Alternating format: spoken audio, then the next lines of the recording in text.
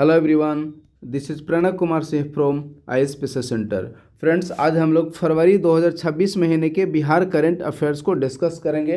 तो आइए आज का डिस्कशन हम लोग प्रारंभ करते हैं। आज का डिस्कशन प्रारंभ करने के पूर्व आप लोग के लिए एक महत्वपूर्ण सूचना कि यदि अभी तक आप लोग टेलीग्राम पर ISPC सेंटर को ज्वाइन नहीं किए हैं तो टेलीग्राम पर सर्च करिए @IASPCS सेंटर और टेलीग्राम पर हमें अवश्य ज्वाइन करिए। तो चलिए आज का डिस्कशन हम लोग प्रारंभ करते हैं। आज का डिस्कशन का सबसे पहला और महत्वपूर्ण टॉपिक है कि बिहार में भी अब बुलेट ट्रेन चलाए जाने की शुरुआत की जाने लगी है। तो बिहार की पहली जो बुलेट ट्रेन होगी वह वाराणसी से पटना होते हुए सिल्लीगुड़ी तक चलेगी। कहाँ से कहाँ तक? तो वाराणसी से पटना होते हुए सिल्लीगुड़ी तक चलेगी। अर्थात जो बिहार का जो पटना होगा वह एक मध्य पॉइंट होगा वाराणसी और सिल्लीगुड़ी के बीच। इसका जो स्टेशन बनाया जाएगा बिहार में, पटना और कटिहार में दो स्थानों पर बिहार में बुलेट ट्रेन का स्टेशन का निर्माण किया जाएगा। और आप लोग के लिए एक महत्वपूर्ण जानकारी बता दूं कि भारत में पहली बार जो बुलेट ट्रेन का संचालन किया जाएगा वह मुंबई से लेकर, ध्यान दीजिए आप लोग, मुंबई और अहमदाबाद, ये मुंबई और अहमदाबाद के बीच भारत में पहली बार बुलेट ट्रेन का संचालन किए जाने का लक्ष्य रखा गया है। लेकिन यदि सपोज प्रश्न पूछा जाता है कि बिहार में की जो पहली बुलेट ट्रेन होगी उसका संचालन किन क्षेत्रों से किया जाएगा, तो ध्यान दीजिए बिहार का जो पहला बुलेट ट्रेन होगा वह वाराणसी से पटना होते हुए सिलीगुड़ी के बीच चलेगी। और बिहार में पटना के साथ साथ कटिहार, ये दो ऐसे जिले हैं जहां की बिहार में बुलेट ट्रेन के लिए दो स्टेशनों का निर्माण किया जाएगा। चलिए नेक्स्ट पॉइंट है कि हाल ही में बिहार सरकार ने सारण जिले के सोनपुर में, ध्यान दीजिए, सारण जिले के सोनपुर के दरियापुर चंबर नामक स्थान पर एक अंतर्राष्ट्रीय एयरपोर्ट बनाए जाने की घोषणा की है। तो कहाँ घोषणा की है? तो सारण जिले के सोनपुर के दरियापुर चंबर नामक स्थान पर हाल ही में बिहार सरकार ने एक अंतर्राष्ट्रीय स्तर का एयरपोर्ट बनाए जाने का लक्ष्य रखा है। और बिहार सरकार का ऐसा लक्ष्य है कि वर्ष 2030 ईस्वी तक इस एयरपोर्ट को पूरी तरह से संचालन यहाँ से प्रारंभ कर दिया जाए। और इसके लिए टोटल 4200 एकड़ का जमीन यानी कि 4200 एकड़ भूमि का अधिग्रहण किया गया है। नेक्स्ट है जो कि एक बहुत ही प्रसिद्ध है, एक डॉक्टर की प्रेम कहानी पुस्तक। ध्यान दीजिए, पुस्तक एक डॉक्टर की प्रेम कहानी जिसके लेखक हैं HN दिवाकर। इसका विमोचन जो है वह पटना स्थित आर्यभट्ट ज्ञान विश्वविद्यालय में किया गया। तो इससे संबंधित देखिए प्रश्न पूछने की यह संभावना है कि एक डॉक्टर की प्रेम कहानी पुस्तक के लेखक कौन है? तो इस पुस्तक के लेखक हैं HN दिवाकर। नेक्स्ट है कि हाल ही में बिहार विधानसभा का जो बजट सत्र है वह 2 फरवरी से 27 फरवरी तक चला। और आप लोग की जानकारी के लिए बता दूं कि यह जो बजट सत्र चला 2 फरवरी से 27 फरवरी के बीच, इसमें बिहार सरकार द्वारा बजट के साथ साथ आर्थिक सर्वेक्षण यानी कि बजट के साथ साथ, ध्यान दीजिए, बजट 2026-27 और इकोनॉमिक सर्वे 2025-26। इकोनॉमिक सर्वे जो है वह बेसिकली बजट की तुलना में एक वर्ष पूर्व का प्रकाशित किया जाता है। यानी कि जब बजट प्रकाशित किया गया 2026-27 का, तो वहीं इकोनॉमिक सर्वे प्रकाशित किया गया 2025-26 का। यानी कि हाल ही में जो बजट सत्र चला 2 फरवरी से लेकर 27 फरवरी तक, उसमें बिहार सरकार द्वारा वर्ष 2026-27 वित्तीय वर्ष का बजट प्रस्तुत किया गया और इसके साथ साथ वर्ष 2025-26 का इकोनॉमिक सर्वे भी प्रस्तुत किया गया। नेक्स्ट है पंख महिला हाट। ध्यान दीजिए, यह जो पंख महिला हाट एक प्रकार का महिलाओं द्वारा निर्मित वस्तुओं का एक बाजार है जिसका आयोजन हाल ही में पटना के लेडी स्टीफेंस ग्राउंड में किया गया। तो सपोज इससे संबंधित यदि प्रश्न पूछ लिए जाते हैं कि हाल ही में बिहार में किस स्थान पर, ध्यान दीजिए, इससे संबंधित जो प्रश्न है वह पूछे जाएंगे कि बिहार में किस स्थान पर इस महिला हाट का आयोजन किया गया, तो इसका आंसर हो जाएगा पटना स्थित लेडी स्टीफेंस ग्राउंड पर। नेक्स्ट है बिहार कृषि विश्वविद्यालय के संबंध में। तो जो बिहार कृषि विश्वविद्यालय सबौर है, इसकी वर्तमान समय की जो प्राचार्य हैं डॉक्टर रूबी रानी, वह बिहार कृषि विश्वविद्यालय सबौर की पहली महिला प्राचार्य हैं। तो इसीलिए काफ़ी महत्वपूर्ण हो जाता है कि सबौर स्थित बिहार कृषि विश्वविद्यालय की पहली महिला प्राचार्य बनी है डॉक्टर रूबी रानी। और जो बिहार कृषि विश्वविद्यालय है इसकी स्थापना की गई थी वर्ष 1905 ईस्वी में। तो वर्ष 1905 ईस्वी में जो बिहार कृषि विश्वविद्यालय की स्थापना की गई थी उसकी पहली महिला प्राचार्य बनी है डॉक्टर रूबी रानी। चलिए नेक्स्ट है बिहार विधानसभा चुनाव एवं एडीआर की रिपोर्ट। तो हाल ही में एसोसिएशन फॉर डेमोक्रेटिक रिफॉर्म नाम के एक एनजीओ द्वारा बिहार विधानसभा चुनाव से संबंधित एक रिपोर्ट जारी किया गया है। तो इस रिपोर्ट को डिटेल में चर्चा करने से पूर्व आप लोग के लिए एक महत्वपूर्ण सूचना कि आईएसपीसीएस सेंटर द्वारा तेजस 2.0 नाम से एक करेंट अफेयर्स का एक बैच उपलब्ध करवाया गया है।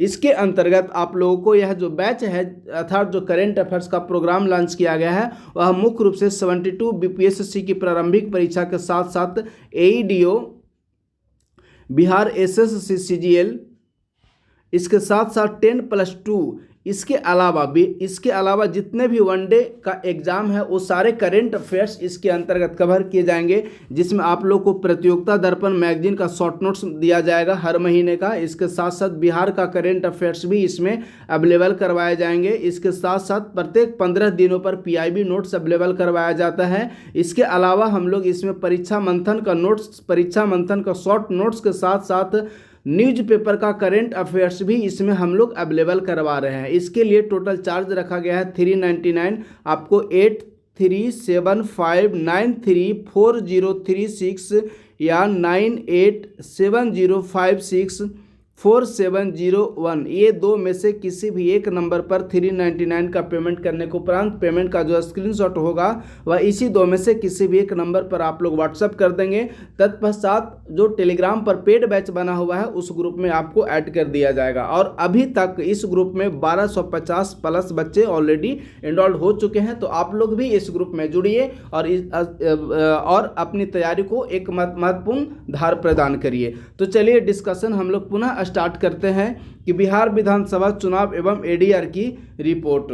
तो देखिए जो इस एडीआर रिपोर्ट में यह बतलाया गया है कि सर्वाधिक खर्च करने वाले 3 विधायक हैं, यानी कि जो विधायकों के लिए जो चुनाव होता है उसके लिए जो राशि निर्धारित की गई है उस राशि का सर्वाधिक खर्च करने वाले पहले व्यक्ति हैं आलोक मेहता, जो कि निर्धारित सीमा का 91% खर्च किए हैं। दूसरे नंबर पर है राधा चरण सेठ जो कि जदयू से बिलोंग करते हैं और ये निर्धारित सीमा का 90% खर्च किए हैं। और तीसरे नंबर पर भी हैं जदयू से आने वाले समृद्ध वर्मा जो कि 90% की राशि खर्च किए हैं। तो ये हो गए टॉप 3 कैंडिडेट जिन्होंने की निर्धारित सीमा का सर्वाधिक खर्च किया। यदि अब हम लोग सबसे कम खर्च करने वाले विधायकों की बात करते हैं तो पहले नंबर पर हैं जनता दल यूनाइटेड के नागेंद्र राउत। ये निर्धारित सीमा का मात्र 2% ही खर्च किए हैं। दूसरे नंबर पर हैं एआईएमआईएम के मोहम्मद सरवर आलम जो कि निर्धारित सीमा का 17% राशि का खर्च किया है।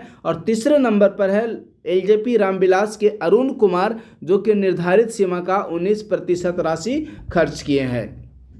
यदि हम लोग कुछ अन्य इसी के अंतर्गत यदि कुछ अन्य हम लोग फैक्ट्स की बात करें तो देखिए इसमें चर्चा किया गया है कि 100 विधायकों ने निर्धारित सीमा से 61% कम खर्च किया, यानी कि सपोज यदि निर्धारित सीमा 100 रुपये है तो उसका 61% से कम राशि खर्च किया है 100 से अधिक 100 विधायकों ने। औसत खर्च यानी कि बिहार विधानसभा का चुनाव लड़ने के लिए जो विधायक उम्मीदवारों द्वारा जो खर्च किया गया उसमें औसत जो खर्च था वह है 24.33 लाख रुपया बिहार विधानसभा चुनाव में खर्च की गए। प्रत्येक विधायकों की औसत खर्च थी 24.33 लाख रुपया। यदि हम लोग भाजपा विधायकों की औसत खर्च की बात करें तो वह है 27.36 लाख रुपया। तो वहीं जनता दल यूनाइटेड के विधायकों की हम लोग औसत खर्च की बात करें तो जनता दल यूनाइटेड के विधायकों की औसत खर्च है 25.53 लाख रुपया।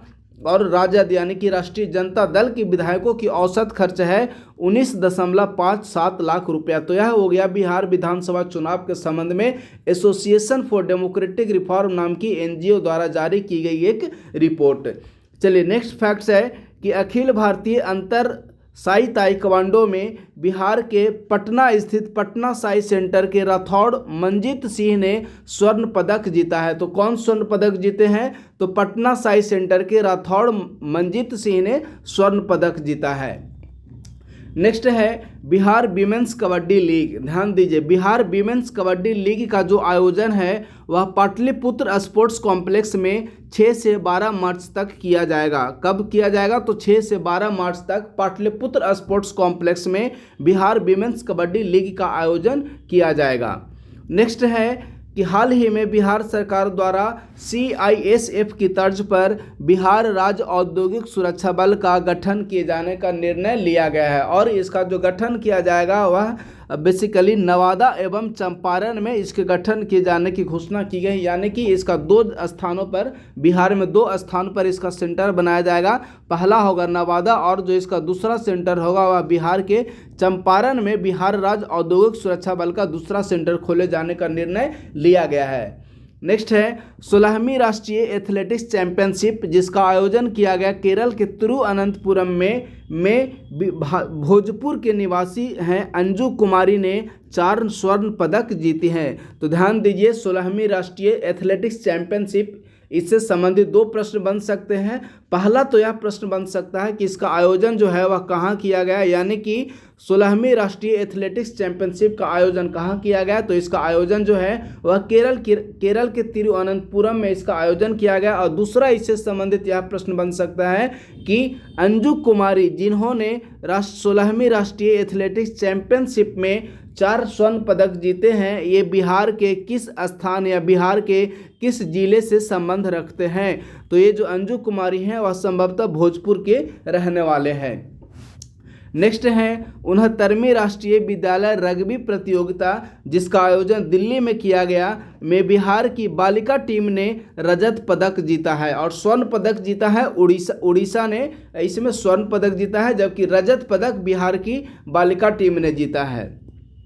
नेक्स्ट है बिहार दिवस 2026। यदि हम लोग बिहार दिवस की बात करें तो बिहार दिवस 2026 की जो थीम होगी वह उन्नत बिहार उज्जवल बिहार बिहार दिवस 2026 का थीम होगा। नेक्स्ट है कि खेलों को प्रोत्साहन देने के लिए बिहार को वर्ष 2026 का सर्वश्रेष्ठ राज्य का पुरस्कार प्रदान किया गया है। तो सपोज यदि प्रश्न पूछ लिए जाते हैं कि हाल ही में खेलों को प्रोत्साहन देने के लिए भारत के किस राज्य को सर्वश्रेष्ठ राज्य का पुरस्कार प्रदान किया गया है, तो इसका आंसर हो जाएगा बिहार। नेक्स्ट है कि बिहार में पहली बार हाइब्रिड रीफ हेरॉन पक्षी जो है वह अगरपुर कुरपट वेटलैंड यानी कि आर्द्रभूमि में देखा गया। तो यह काफ़ी महत्वपूर्ण फैक्ट्स है।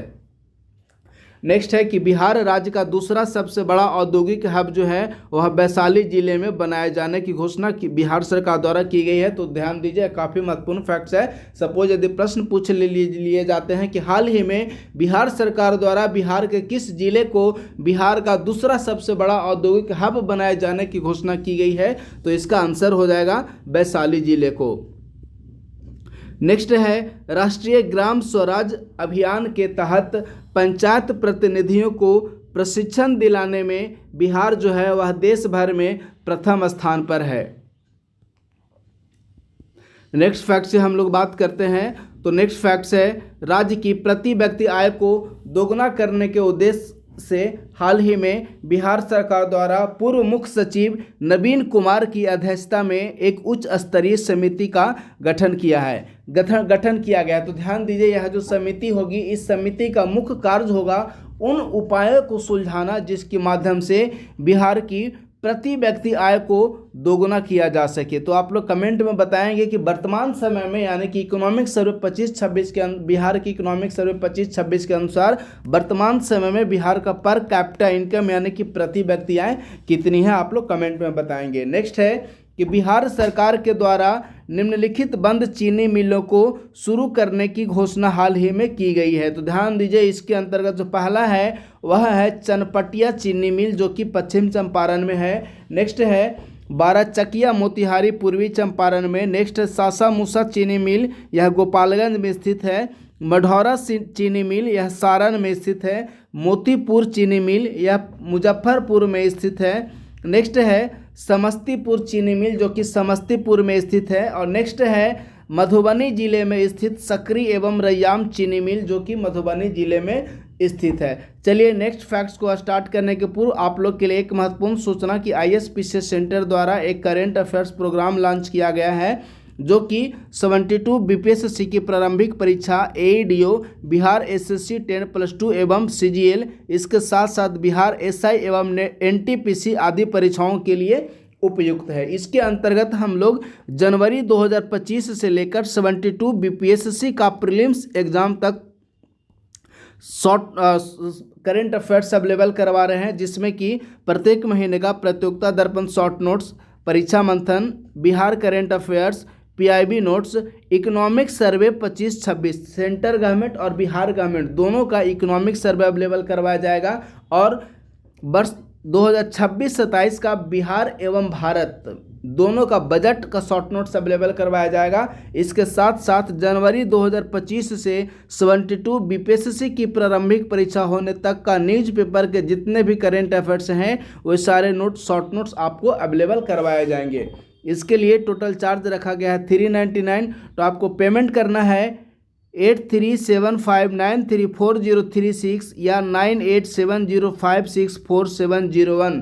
ये दो में से किसी भी एक नंबर पर गूगल पे, फ़ोनपे या पेटीएम से पेमेंट करने के उपरांत पेमेंट का स्क्रीनशॉट आपको इसी दो में से किसी भी एक नंबर पर व्हाट्सएप कर देना है। तत्पश्चात आपको जो टेलीग्राम पर पेड बैच बना हुआ है उस ग्रुप में ऐड कर दिया जाएगा। चलिए नेक्स्ट फैक्ट्स है कि हाल ही में भारत विस्तार कि जो आधिकारिक लोगो है उसे अपनाने वाला बिहार देश का पहला राज्य बन गया है। तो भारत विस्तार का आधिकारिक लोगो अपनाने वाला बिहार देश का पहला राज्य बना।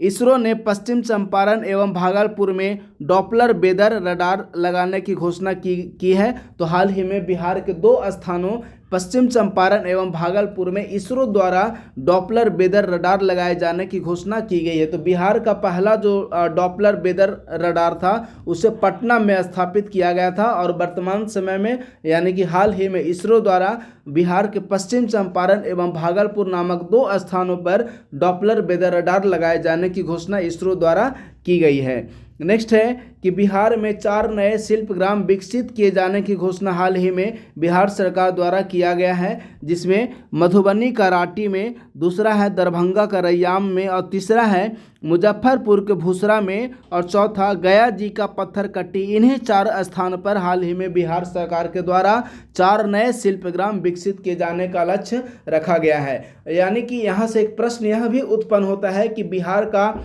पहला शिल्प ग्राम यानी कि बिहार का पहला क्राफ्ट विलेज, ध्यान दीजिएगा यह विलेज है, बिहार का पहला क्राफ्ट विलेज यानी कि शिल्प ग्राम कौन सा स्थान को निर्मित किया गया था। तो बिहार का जो पहला क्राफ्ट विलेज यानी कि शिल्प ग्राम था वह मधुबनी के जितवारपुर को में स्थापित किया गया था। तो इस प्रकार से बिहार करेंट अफेयर्स फरवरी 2026 का जो यह सेशन था वह समाप्त हुआ। बहुत बहुत धन्यवाद।